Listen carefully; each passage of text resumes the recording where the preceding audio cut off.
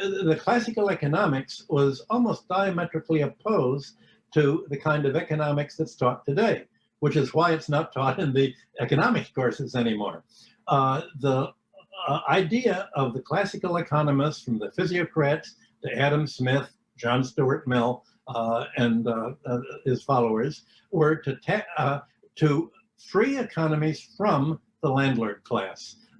The classical economists wanted to develop Britain, France, Germany, other countries industrially. And they saw that the only way of becoming competitive industrially was to minimize the free lunch taken by the landlord class in the form of rent that they made in their sleep, and to get rid of monopolies, which had monopoly rent, much like land rent, and indeed to get rid of financial rents and natural resource rents also. So the idea was to free economies from having to pay rent, so that economies would only pay for people who actually contributed to the production process. And this was to be done in a number of ways. Either you would tax away land rent by a rent tax, which is what John Stuart Mill urged, or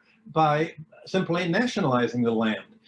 And the theory was that democratic reform, people would vote in their own interest, and they would vote to shift the tax burden onto the rentier class, the landlords, the monopolists, the wealthy people, not on labor and industry. And that was supposed to make the economies much more competitive industrially.